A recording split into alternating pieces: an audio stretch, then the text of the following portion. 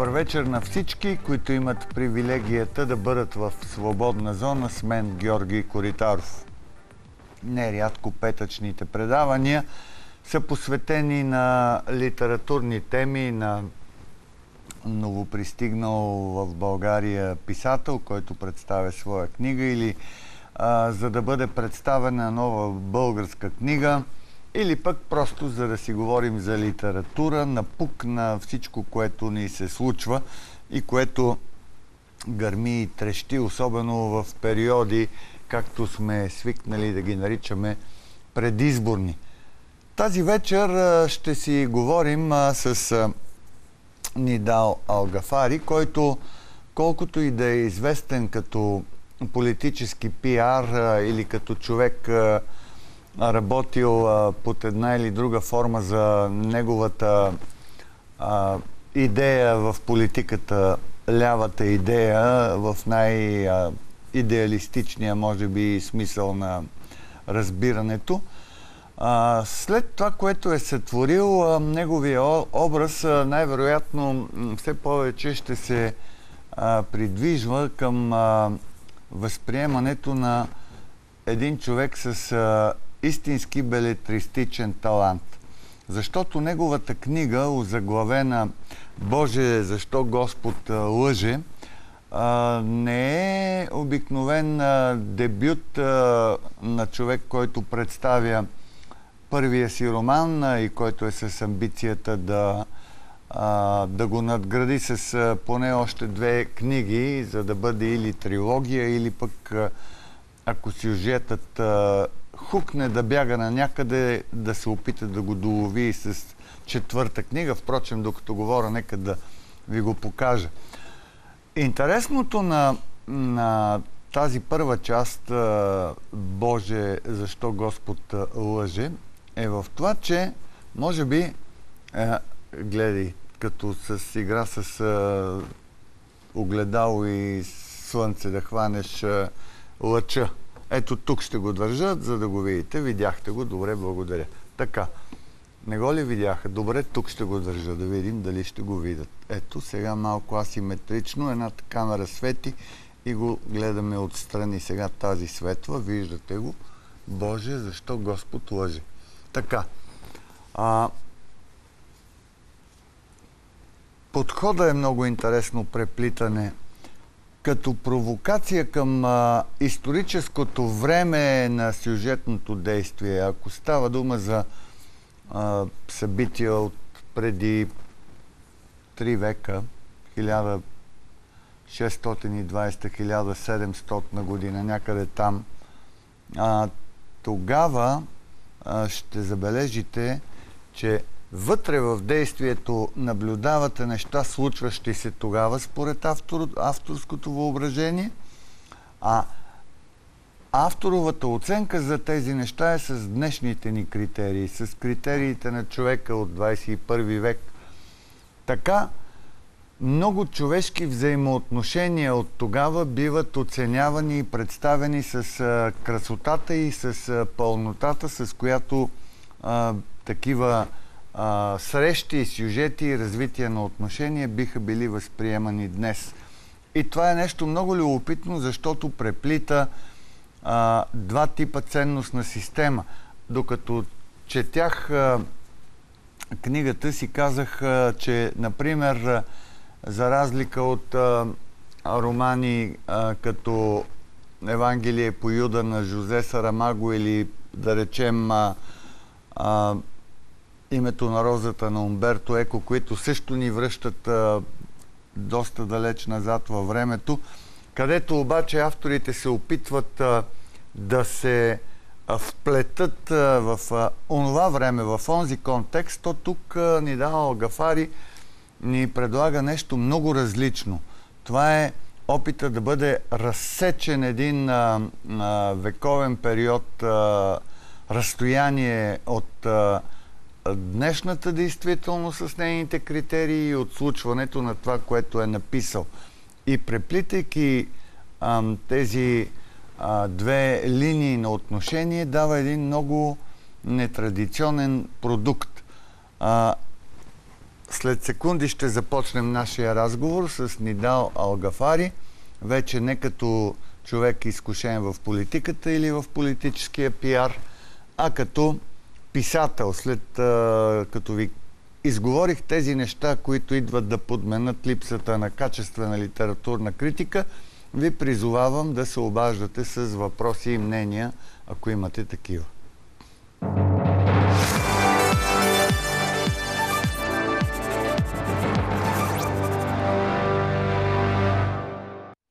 Добър вечер и добре дошли, казвам на писателя Алгафари. Добре заварил. На невероятния критик Коритор не очаквах, че даже аз сега, докато го говорихте, докато предлагаше на зрителите това, което си прочел, се замислих за тези две линии. Дали вие сте го писал? Да, дали аз съм го писал, тези две линии. Но да, има го. Въпреки, че да не съм го съзнал съвсем, но го има. Съществува. Ами има, те са много интересни епизоди, да ги наречем, с красивата стара дума севда, любов, севди, да. Нали, които са вкарани в онзи контекст на историческо време, но оценявани днес, те дават един страшно интересен продукт на съчетаване на образи и на смисли. Това може би се дължи на това, че се опитвам да... след време може би ще кажа какво иска да каже автора. Едно от нещата, което съм искал да кажа, е за онова възпитание, което го имаме ние, за този морал, който имаме, за ценностната система, която имаме, но пречупено от тогава, през сегашния поглед. Дали сега аз бих, например, коментирал както сега? Да, ще го направя. Но ако бях тогава, когато действото се развива между 1720 и 1800 година, тогава с онова мисля нямаше да мога. Тогава трябваше да бъде един от онези консервативно настроени моралът, този тежък морал. И надали щях да мога да задам и тези въпроси, които си ги задам вътре. И те не само теологични въпроси, а чисто морални и ценностни. Те не са само теологични, те дори не са само чисто морални и ценности. Те могат да бъдат обединени в нещо, което също е доста приносно от тази книга. Това е внушението, авторското подсказване, че нишката на разбирането за човешката свобода не приключва с едно поколение или с един човешки живот или с един епизод. Тя върви във времето. И ако тогава личните отношения са били вкарани в конкретиката на тогавашно разбиране за свободи и несвободи, то днешния поглед към това просто дава една невидима пунктирна линия. Ако бихте живяли днес, вие щяхте да живеете много по-различно. Сигурно. И това може да го приемем, даже като гледаме и се върнем малко по-назад в отношенията мъж-жена. Едно време, преди много години, векове, ухажването е било на ниво аз да мина, примерно, покрай подкепенците на къщата на момата и да я загледам. И бабите, които са седяли на улица, са казали, какви ги вършат тия, виж как се гледат. И било нещо изключително аморално. Малко след това се оказва, например, че на хорото, което сме играли хванати през кърпа, почваме да се хващаме за ръка. И онези, които са били тогава под прозорците и се смятат, че е нещо нормално, и знаеш, те стават онези моралисти, които казват, ама виж ги, ние само се гледахме през прозорците и се вече се държат за ръка на хорото. Да. Следващото нещо е, че тези, които отиват, техните деца, примерно след време, отиват на чешмата и си взимат, той, примерно, изима китката на момата. И се казали, гледай как не ги е срам, какво безсрамие, ние едно време най-много да се хванем за ръка на хорото и вече взимат и китките. И така в един момент се оказва, че всяко едно поколение гледа на следващото като по-неморално, а то е точно обратното. Те си получават свободата. След това се получи целувка. Точно това е. След това си получиха възможността да бъдат двамата, макар и да не са сгодени, да излизат заедно. След това трябва да са сгодени. След това се оказва, че може да бъдат и не само сгодени, но могат и да се целуват, и да се прегръщат. Можеше след това да се окаже, че може и да се снушават преди да се венчаят. След това се окаже, че може да имат и деца без да се снушават. Тоест, ето вижте какво развитие на това, на свободата. Това е нещото, нали? Това е нещо, правилно съм го прочел. И затова там описвам даже за първи път как се случва с хорото на главната героиня, която в нейната паловост и лудетината на селото, как хваща нейният възлюбен за ръка. И това за първ път се случва и от тогава те го наричат Цветино хоро. Те се хващат за ръка, не през кърпа, което бабите, дядовците, които седят и ги наблюдават морала, са страшно възмутени. Но го приемат. Всъщност, заглавието е много интересно. Боже, защо Господ лъже? Можем да го подложим на следния анализ, следната дисекция. Тя също е вид провокация. Боже, защо Господ лъже? Биха си казали, ако това би било изобщо възможно, по-старите поколения, ако знаеха какво се случва след тях, например, през 1720 година, ако можеха да знаят какво би се случвало през 2014 година за лични взаимоотношения, за любови и за така нататък. И ако можеха да знаят, че тяхната норма на общуване, да се хващаш за ръка през кърпа или да стоиш под прозореца или примерно само да се загледаш в момиче, след 2-3 столетия ще бъде просто нещо необяснимо като анахронизъм, защото отношенията са много по-живи. И смешно, и ще те сочат с пръст, ако го правиш. И ще те сочат с пръст. Като нещо неправилно. А тези хора тогава, вярвайки в Господа, който им е казал така трябва да бъде, трябва да се хващате през кърпа за ръце и някакви такива неща, които са били догмата, всъщност след векове се оказва, че това е излъгване. Излъгване и не само, че излъгване, се оказва, че Господ в един момент, днешният Господ е различен от този Господ, който е бил тогава. Да. И догмите почнаха да се различават, защото включително и църквата, и религиите започнаха да възприемат отношенията между мъж и жена по много по-различен начин, отколкото преди 300 години. Тоест и те се проявят, макар и много тромово, много трудно, но го правят. Защо обаче се насочихте към такъв предмет, обект на писане? Личните отношения и това развитие на смисъла на свободата?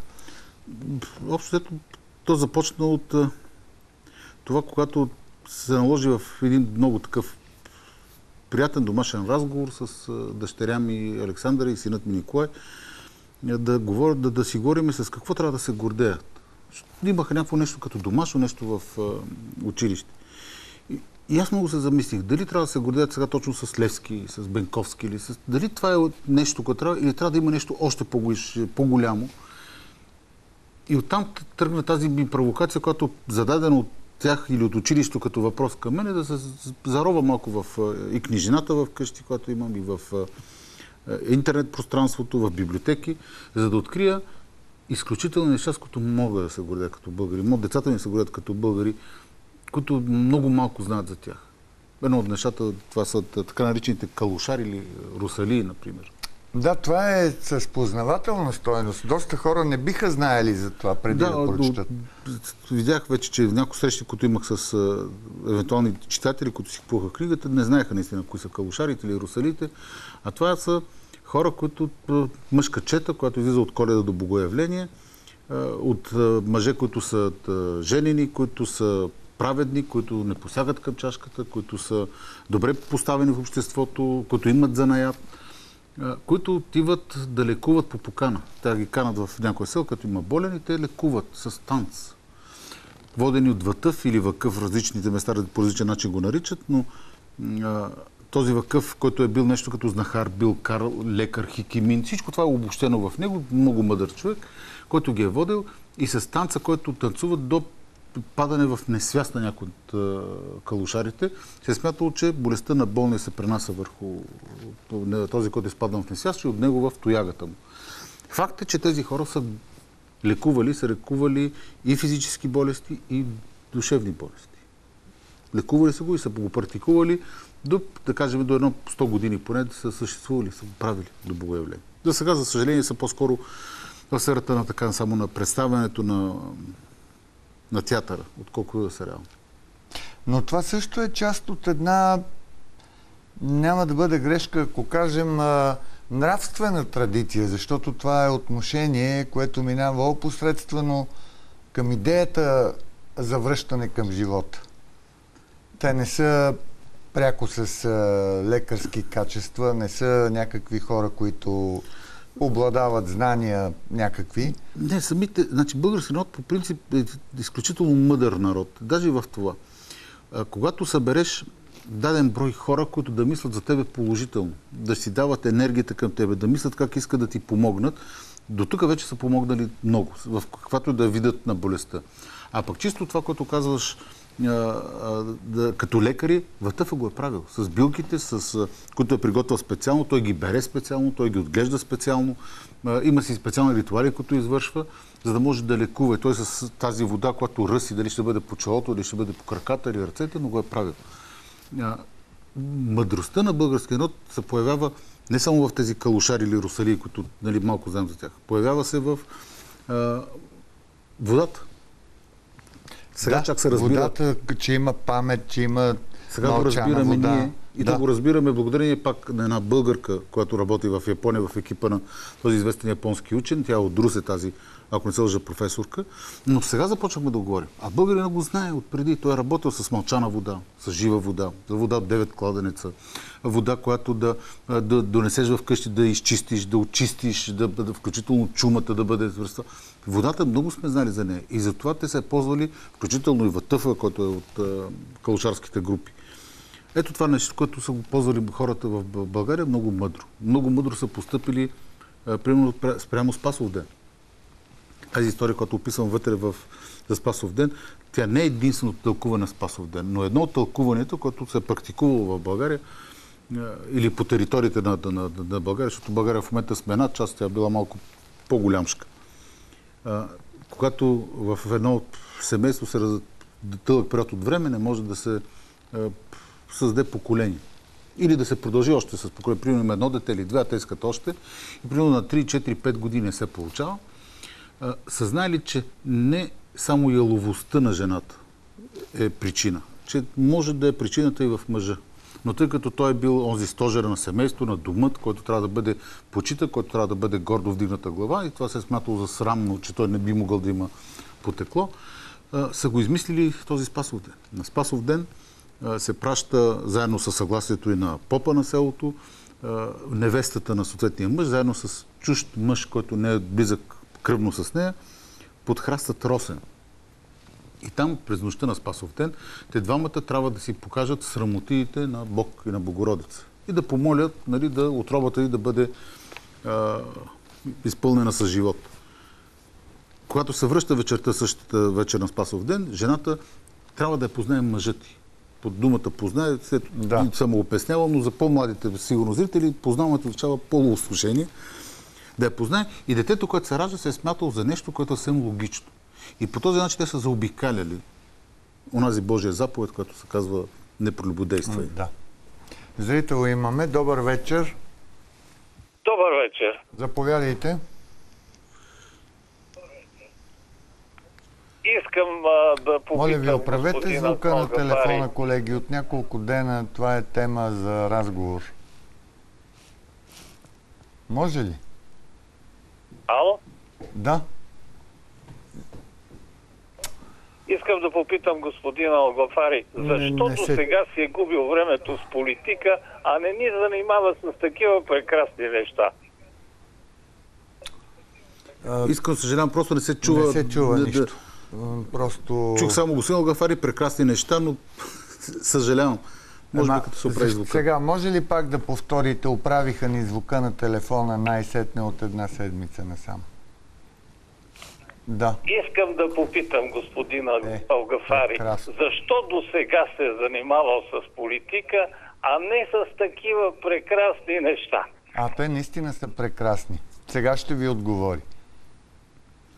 Защото когато тръгне човек по житейския си път, не знае на къде ще го отвее вятъра или фортуната. Когато завърши кинотелевизионна режисура, даже аз направих първия си филм преди да завърша в Витис, започнах да правя предаванията в телевизията и студентското предаване Куко и предаването Наблюдател. За съжаление, в един момент се появиха онези тежки икономически стресови ситуации за целия български народ, не само за мен и за семейството ми. В един момент се оказа, че ни е много трудно да си доставим най-елементарни ако щете провизии, хранителни провизии. И трябваше нещо друго да се работи и единството, което имаше възможност, беше да тръгна по този път на предизборни кампании, които се въртяха постоянно и имаха нужда от хора, които могат, знаят да произведат някакво произведение, което да бъде харесано на хората по някакъв начин. И така лека по лека се тръгна и в един момент, когато ви погълне онази лавина от избори, от това, че примерно вижда, че аз някои неща ги мога и продължават да предлагат, за което наистина искрено съжалявам, че не направих това, да пиша тези неща, които сега съм написал и да бях продължил в киното. Но така. Още един зрител имаме, дано да успеем да го чуем. Да, слушаме ви. Ало? Да, заповядайте. Искам да попитам господин Алгафари. Какво прави в редиците на БСП? Той ги сменя ту АБВ, ту БСП, след като идеологията на джихадистите и идеологията на нашите БСП-ари, като се почне още от преди 9 септември до ден днешен, е една и съща. Той джихадист ли е или какъв? Ако мислите, че джихадист се римува с социалист само защото завършват на ист, мисля, че това няма да е много пълна рима и не проистича от това един човек да е социалист, да е джихадист. Аз го питам директно. Да, заповядайте. Господин Алгафари. Аз не успях съвсем да разбера въпроса. Джихадист ли сте, не след съм като джихадист сте и не мога да социалист? бъда джихадист. Да, социалист съм. Да, смятам, че трябва да има много повече държава във всичко, че трябва да се пазят хората, които живеят на една територия, защото не могат да бъдат всичките еднакво силни, а има и много слаби, които някой трябва да им помогне. Смятам, че трябва да има някаква социална справедливост и някакви равни стартове за всеки един от обществото ни. За съжаление, смятам, че в България след онези идеалисти на онова, което се бориха за да постигна социализма, не говоря за онези 36 години на другаря Живков, а отпреди даже, онези си останаха там някъде. След това, както се случва винаги, както и в религията се случва, се появяват едни хора, които узурпират идеята, институционализират, тази дума се не мога да я кажа, и започват да управляват чрез нея, да грабят чрез нея, да гонят чрез нея, да хвърлят накладите чрез нея. За съжаление, такива са, но вътре в себе си, да, социалист съм. Джихадист не мога да бъда, няма и как да бъда. Не всичко, което завършва на ист, е джихадист. Със сигурност. Откъде дойде този красив език? Дали езика, който сте използвал, е просто част от красотата на времето или представата за красота? Представата за красота на нещо, което е и вид носталгия по чисти начини на общуване, по така повече морал, повече неопороченост? Не, по-скоро от това, че аз сами се дразна от себе си, когато употребявам думи, които са далеч от български език. Даже сега преди малко, като казах стартове, старт, думата е начало, не трябва да е старт. Притеснявам се, понякога дразна се от това, например, че има хора, които даже в централни новини това казват и пожелавам ви приятен уикенд. Уикенд не е дума, която е на български. Български език е изключително богат език. Има думи, които са много красиви, много казващи повече от самата дума, която да изразява. Чувство, което се изговаря с нея. И ние изнъж ги забравихме. Забравихме много такива думички, които са говорили бабите, дядовците ни и са говорили на чист български език. Макар и диалектичен, макар с някакви различни диалекти в България, но е бил много красив. Не ми се иска лека по лека да забравя български език, за да говоря някакъв странен френско-английски или по-скоро английски български език. Уикенд е кратката дума за събота и неделя. На български нямаме една дума за събота и неделя. Нямаме една, имаме две почивни дни. Смятам, че също е достатъчно хубаво да се каже. Какво да каже един говорител? Пожелавам ви приятни почивни дни. Малко по-дълго. Губи се време. Губи се време, но се пази българското. А за трябва ли да се пази българското в свят, който наистина се глобализира и то и като разбирания, като стилове на живот? Да, смятам, че трябва, защото смятам, че българският език е изключително богат език. Този език би трябвало по някакъв начин да се опитаме да го опазиме, защото той не носи само думичките, които си прехвърлят. Думичките могат да ползваме английски. Той носи много чувство с тях. И всяка една думичка при нас е изпълнена с онази национална ценност, която е минала през годините, през вековете, през опита, когато изказваш нея. Смятам, че много по-красиво ще бъде някакси даже и ако ще елитарно да бъде, но да бъде български език. Английският, включително даже английски език, знам, че много хора, които го говорят един изключително посредствен английски език. Мен не ми се иска да сме посредствени. Искам да имаме богатството на изразяването, а не да мучим. Ето, това е въпрос на интензивност на комуникацията и потребност да се използва.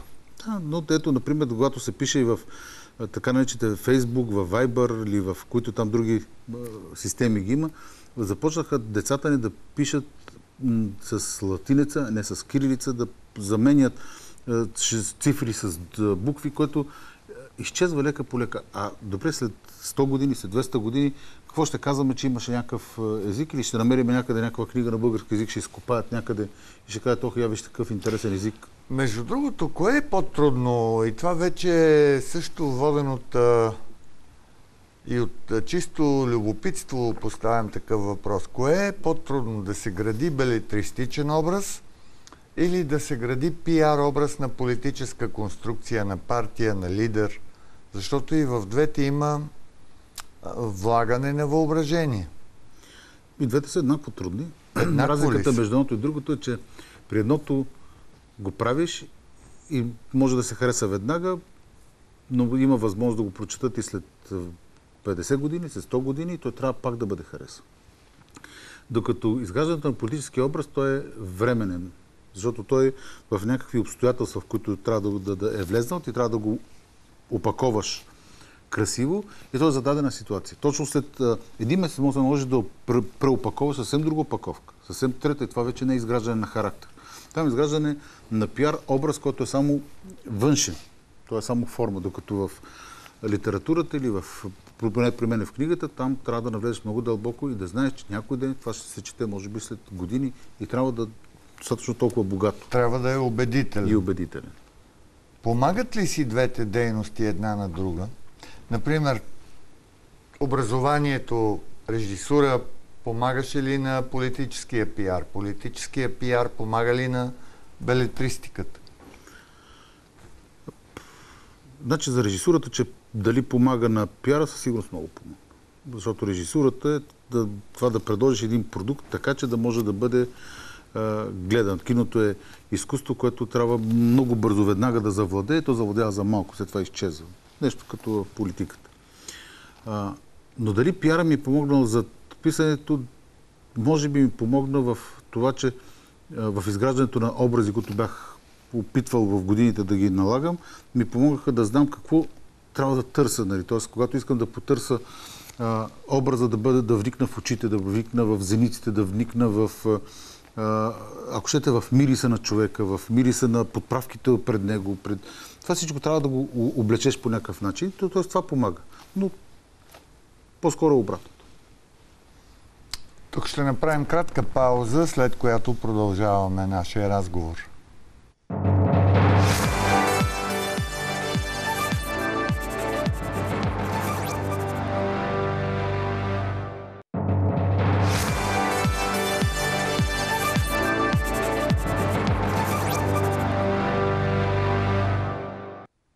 Вие гледате предаването Свободна зона. Продължаваме разговора с Нидал Алгафари с интерес и тема неговия роман. Първа част от нещо, което може да бъде трилогия, четирилогия. Зависи от това колко му се пише и до кога въображението му ще го тегли с един наистина безкрайно нюансиран и красив език да разказва истории от преди 3-4 века. Боже, защо Господ лъже се нарича първата книга на Нидал Алгафари. И ако сте ни слушали през първата част, вече знаете, че действието се развива в периода между 1720 и 1800 година. Колоритни времена, в които знаете, че не е съществувала българска държавност. Българите са били един от държавотворните народи на Османската империя, живеели са в една пъстра среда и са съхранявали междувременно и своите културно-религиозни особености и традиции. И въпреки това, че книгата представлява наистина една не често срещана провокация към историческото време и към реалности от онази епоха, заради това, че критерия, който ги оценява, е днешния на 21 век, още преди да се е популяризирала достатъчно, книгата на Нидал Алгафари се натъкна на гнева на един свещеник, Валерий Дойчинов. За малко да кажа домовчийски, щяха да ме обвинят, че превръщам един от легендарните футболисти на Левски в свещеник, но той е Дойчинов, който е свещеник. И какво ли го е подразнило? Подразни го това, може би, заглавието на книгата и мои интервюта, в които казвам, че се опитвам да задам нови въпроси около 10 Божии заповеди, които аз смятам, че теологично има нещо объркано в тях, тъй като аз смятам, че този свещеник не е прочел книгата. Той няма представа от нея какво пише вътре, за какво се разказва и че тя е книга, която търси Бога. И го търси много с чувство, много с вяра го търси Бога. Той се опита да ме изкара богохулник и направи някакви паралели с това, че съм работил за комунисти, че съм бил член на партия, която е гонила християните, които им събаряла храмовете. За съжаление, на много ниско ниво. Много интелигентна позиция. Не смятам. Той по-скоро беше изнервен от това, но доводи, които трябваше да даде, които можеха да помогнат и на самия мен, и на него, и на тези, които ще го прочетат в сайта, вече не забравих името на сайта, може би можеше да подходи много по-теологично да помогне. Не би могъл. Мисля, че има една обреченост и ограниченост в техния подход, дори само заради това, че подобно отношение не се случва за пръв път. Никос Казанзакис с последното изкушение на Христос, което след това като филм Христос отново разпнат, предизвика не просто гняв в православната църква, но и вълна от забрани, особено за филма, без да се вникне и без да се подходи, както казвате, с някакви така по-творчески, доколкото не е нонсенс, творчески теологичен подход. Той си е каноничен, той не може да бъде творчески. Той като свещеник, според мен, трябваше първото нещо, което да погледне, е да погледне в себе си, да погледне със смирение. И когато погледнеш със смирение и тръгнеш да четеш книгата и да прочетеш и след това да кажеш, ето, аз се прочетах и от позицията ми на прочел съм е първо, второ, трето, четвърто, ние така мислиме, така смятаме, това е по-правилното. Но така да тръгнеш на нападки на лична основа, което смятам, че лошо говори за него като свещеник. Друга провокация сега. Ако приемем, че е свещеник, дисциплиниран, правоверен, за когото самото заглавие е грях. Боже, защо Господ лъже? Господ не може да лъже според свещеник. Той не може да прочете такава книга, защото тя е греховна. Как ще чете грях?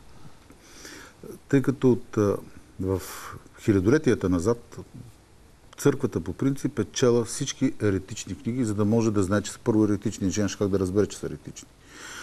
Да ги чете и след като ги прочете, да се съберат вече различни хора, различни институции вътре в църквата, да преценят, че това е еретично и не би трябвало. Трябва да я знаеш. Ако ти не знаеш, ако нямаш словото, ако не си запознат с нещо, да го отречеш само защото ти се отрича, със сигурност няма да спечелиш нищо. Аз смятам, че в църквата в България, не само в България, и в световен мащаб, има хора, които са достатъчно мъдри и умни. Първо да седнат да прочетат, да разберат какви са тезите вътре и ако има начин да ме оборят, да го направят, ще напишат, ще изкарат други свещеници, които са или богослужители, които да са много по-подготвени и да направят нужното, за да съберат стадото си. А по този начин те не събират салто, само го гонят. Не мога да бъда сигурен, но все пак е по-вероятно Умберто Еко да не гледа на живо свободна зона. Иначе ако гледаше и ако чуеше това, за което имаше кой да му го преведе. И имаше кой да му го преведе, сигурно би се сетил за нещо, което, но ако искате вие, може да го напишете като роман, защото от мен идеята, от вас труда. Например, Светата инквизиция. Представяме си как инквизиторската група, която разследва Галилео Галилей, се разделя, защото казва да прочетат книгата и да почнат да разсъждават еретична ли е, не е ли еретична. И някой да напише как в групата, която разследва за богохулство Галилео Галилей заради неговото твърдение, че Земята се върти, започва научен спор. Част от инквизиторите или тези, които са част от инквизицията, започват да развиват аргументи.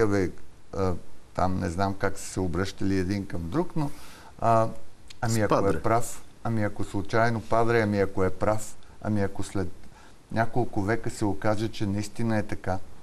Много от тях са знаели, че е така. Много от тях са знаели, че е така, но тъй като тогава догмата не го е разрешавала, затова те са гонили. И сега имат догма, която не им разрешава да мислят. Само, че тогава те са били много силни.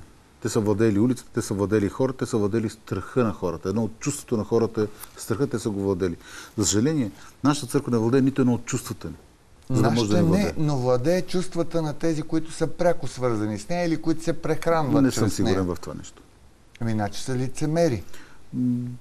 Много ми е трудно така да дам такава квалификация за духовенството в България, но за съжаление те по-скоро са хора, които занимават с търговия и затова даже преди време някъде казах, че нашата църква заприличала на един духовен супермаркет, в който всичко се продава и купува. И всичко е на някакви нива и на някакви касти.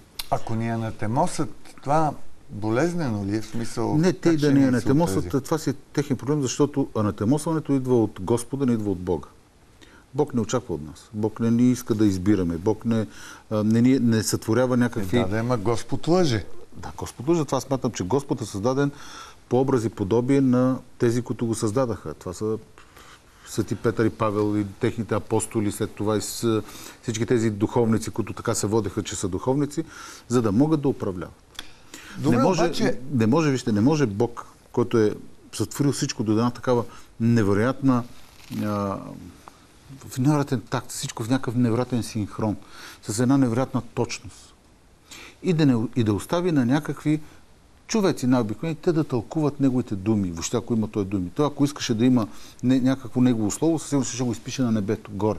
И да не се променя никога. Да го изпише на скала, да не се промени никога. Но той не го направи.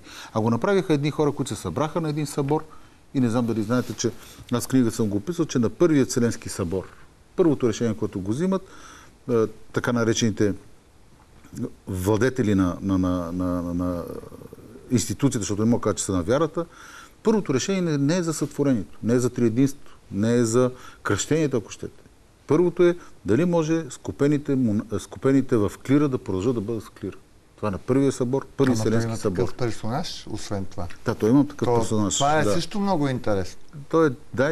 Споменал съм и за сектата на белите гълъби, като е в Русия, която също е изключително интересна секта, която много малко се знае за нея, но те са били достатъчно силни, че даже техният водач е бил много по-приближен до императора от Разпутин и много повече влиял на него. Но за малко по-малко се знае, тъй като не е описан така, както Разпутин. Освен това, сега нещо още да кажа... белите гълби, само да кажа, че това са скупци.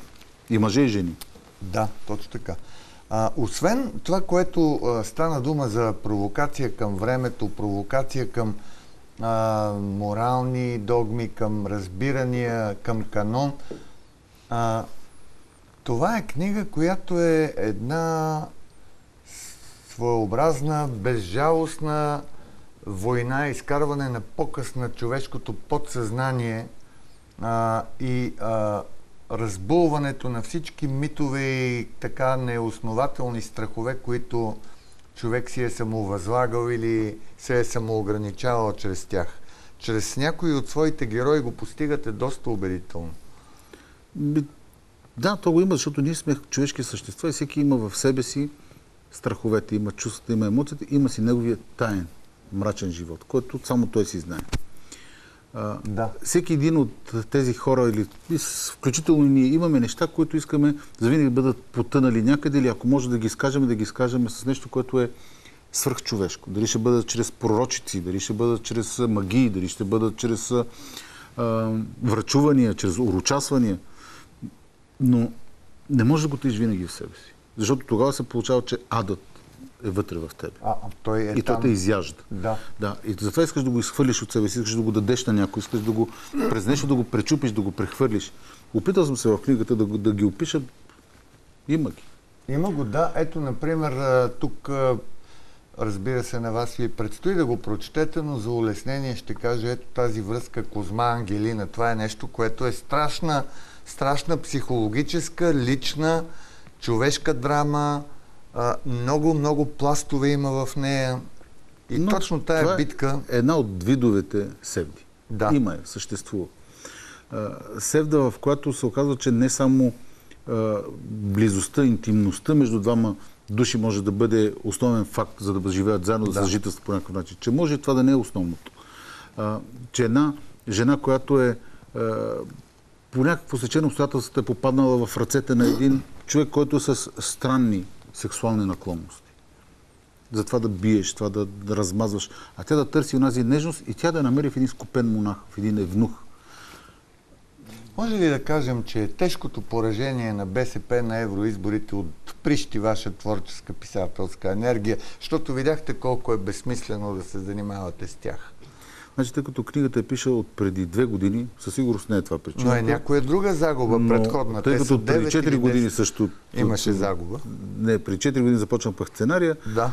Със сигурност не е това. Със сигурност е нещо, което ме впечатлявало точно езика, който съм чел на тези големите разказвачи на 30-те години. Ама моите така хора, които я четаха близо до мен, точно това видяха, езика от 30-те години. Да, това ме впечатли и ми се поиска в един момент да мога да ги разкажа всички тези истории, които са в съзнанието ми, да се опитам да обора не само теологично, не само морално. Има неща, които за мен включително смятам, че са виновни и големите патриарси на българската литература за едно понятие, което е за един ужас за мен. Когато се каже думата чорбаджия, първото нещо, което излиза в съзнанието на хората, които живеем по тази територия в България, е изедник. А защо трябва да е изедник? И затова при мен в книгата всичките са чорбаджии. Да. Всички са заможни хора, богати хора, хора, които дават работа, които строят, които църквите строят, които училища, които дават на даскала. Защо трябва да бъдат изедници? Защото благодарение на тях... Не, това не е лявата. Значи, това го правят много преди да се появи лявото. Това се появява още от Вазово време. Чорбаджията изедник. Но ако не бяха тези чорбаджии, които с това, което са придобили в богатството си, в славата си, с включително рушветите, които са платили пред голямата порта в Цариград, ние нямаше да имаме тази църква, която имаме в момента. Още щяхме да се пее на гръцки в България. Ние се опитаме да кажем, че това е бил само един духовник или двама, които са отишли и се бори. Не е вярно. Чорбаджиите го направиха. Направиха го с парите си, с влиянието си. Те построиха по-голяма част от манастирите, те построиха на Колюфичето мостовете, те построиха толкова много неща, а ние им лепнахме етикета. Завинаги изедници. Не, мисля, че това все пак вече подлежи на не просто преоценка, разбиранията са това други. Това е част от преоценката. И това е част, разбира се, че чорбаджиите са нещо, с което аз искам да се гордеем също. Има ли си ги такива хора? Богатите хора трябва да бъдат гонени. Ако трябва да потърсим съвременен еквивалент, средна и над средна класа. Средна класа. Въпреки че тогава в България имало и вече много едър капитал, който се събира в нашите по-богати чорбаджи, тези, които са търгували с турския низам. Низам е турската редовна армия. Тези, които са продавали коне, които са ги обичали, които гайтаните са осигурявали, храната са осигурявали на войската, това не е било малко. И нашите чорбаджии са имали огромен пазар безмитен на цялата територия на Османската империя. Между другото, нещо, което може би този сюжет дава много красиви лични отношения. Те са няколко типа отношения. така, героите си имат собствена линия на развитие, собствена емоционалност, биография и така нататък. Обаче, съзнателно ли липсва нещо, което, ако човек го чете с презумпция да види, дай сега да видим между 1720 и 1800 година, къде преминава нишката на копнежа за национално освобождение? Всъщност няма. Има обаче една друга хармония, има отношение. Точно това е втората част на книгата. С това основно ще се занимавам. Ще покажа това, което аз смятам за себе си. Не твърда, че е исторически вярно или правилно, или достоверно, или 100% е то, но ще покажа именно това, за което вие говорите. А за какво говоря аз? За така нареченото националната борба на български народ тогава. А какво е различното, което ще представлява във втората книга? Какво е различното от това, което сега си мислим, че е различното е, там ще задам въпроси, които ще потърся отговорите, но ще оставя читателя сам да ги намери. Защо все пак, когато се дига, примерно, априлското въстание, то се дига по чукарите горе, а не се дига никъде по градовете? Никъде. По големите градове, по-малките градове, никъде. Само в едни много малки села или махали. Защо, и то така сякаш да бъде смачкано. Да кажем, руската войска, която трябва да ни освобождава и се налага на руските офицери да вадат наши момчета от дворовете им, за да ги правят опълченци. Защо български народ събираме едва, ако не се лъжа, 11 000 или там, вече може да бъркам точно цифрата, на доброволци, които да се борят за свободата си. Със сигурност има много дълбоки причини. Ще се опитам да ги покажа. А знаете ли какви са? Може ли да се окаже, че им се е живеело добре и никак не им се е искало да ги освобождава? Смятам, че това е една от причините. Добре са си живеели? Да, смятам, че това е една от причините. Не е единствената. Тогава наистина трябва да бъде преобърнато всичко, ако не изцяло с главата надолу, то така да изглежда по много по-различен начин, защото ние сме задръстени от комплекси, от неистини, от митология. И така малко по малко... Основното нещо, което сме задръстени, според мен, господин Коритаров, и това го ползват политиците до крайност, за това, че ние сме били с робско мислене, робска нация. Аз не смятам, че така. Аз не смятам, че българин е бил роб на каквото да било. В рамките на империята, която сме били, Османска империя, никога не сме били роби. Ние сме имали изключителна гордост, били сме изключително мъдри, запазили сме почти всичко, което може да се предполага, че би трябвало да се загуби. Просто сме запазили като нация, запазили сме се като език, запазили сме се като религия, запазили сме се като традиции, обичаи, адети. Всичко това сме успели да запазим. И за такива хора, като тези наши деди, да се казва, че са били роби, смятам, че даже е обидно. Не, то преди да е обидно, може да се окаже дълбоко невярно. Абсолютно, според мен е абсолютно невярно. Няма друга нация в света, която да каже, че са били роби.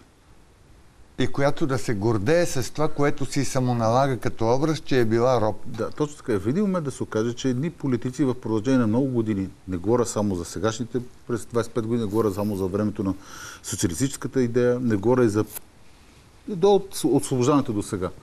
Всички закачват портрета на Васил Левски зад себе си. И с извинение си бършат задните части с него, за щяло и не щяло. Приписват му даже неща, които аз не знам колко са верни, не са верни, но винаги се обръщат ушки към него, като някакъв митологизиран герой, който го направихме като някакъв вид божество, в който да може да го ползват те по този отвратителен начин.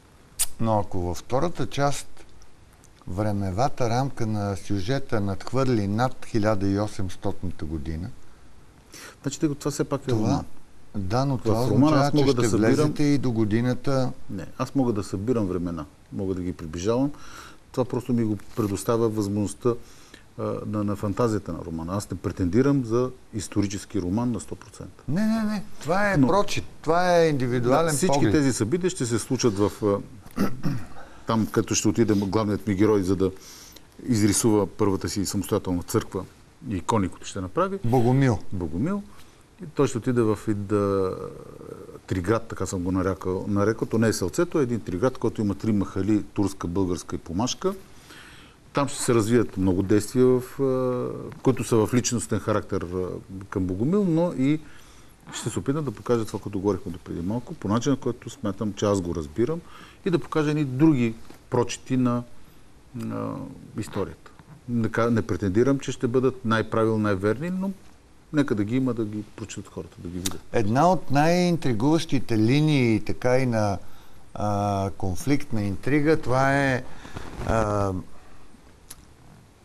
въпросителната как ще се развият отношенията между Богомил, който е творец, художник, той е син на баща, който също е творец, рисува църкви, и неговата любима Цвета. Това е една от интригите. И няма да казвате обаче, не искате да кажете, обаче е голяма изненада. Тя ще се развива и във втората, и в третата част, и във втората има обрат, и в третата има обрат. А откъде знаете вие, че има обрат, след като не сте почнал да го пишете? Защото знам историята като... Откъде я знаете?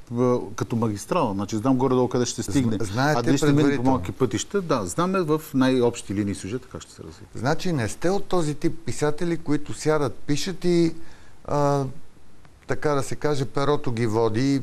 Не, перото също ме води, но ме води по-скоро в детайлите. А в голямата сюжетна линия, горе-долу имам някаква представа как ще бъде изградена. Не сте ли човек, който като пише, ето, сътворил сте една красива история, една от многото в романа, прекрасни герои, пишете, в главата ви има обрати, обаче не сте ли човек, на когото да му дожалее, да каже, да ги пощадят тия хора, дай стига толкова обрати, да направим нещо хубаво за тях и да кривнете в писането в друга посока?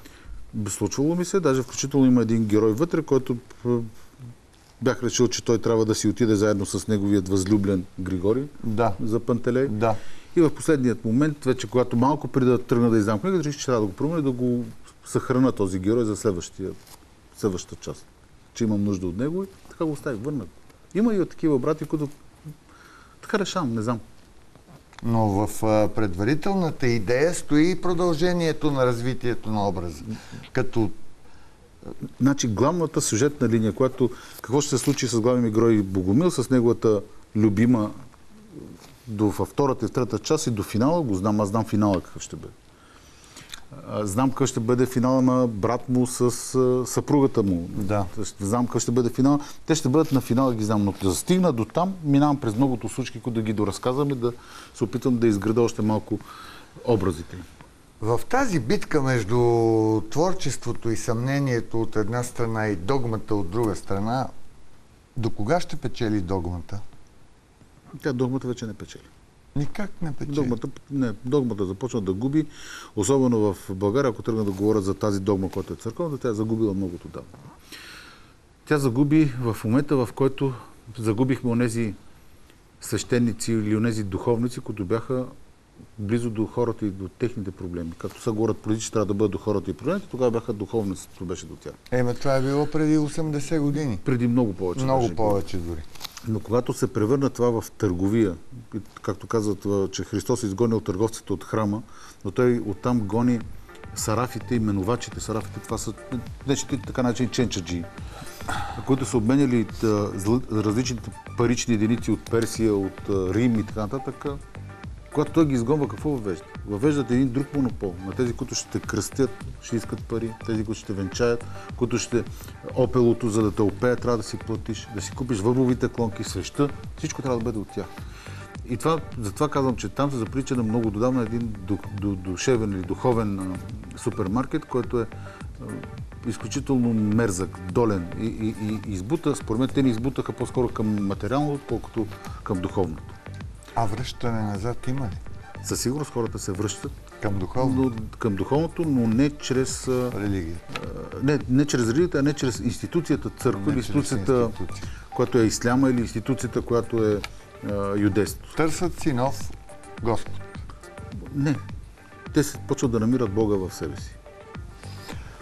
Благодаря. Това бе писателят Нидал Гафари, който представи и за Свободна зона своята първа книга, първи роман, част от трилогия или четирилогия. Пожелаваме му да пише колкото се може по-дълго и повече. Боже, защо Господ лъже? Наистина една прекрасна провокация към читателското ви въображение и към културата, която така или иначе, ако не си я върнем, много лошо ни се пише. След няколко минути останете с новините на TV Plus и с девиза на предаването "Пещерата прави свободата".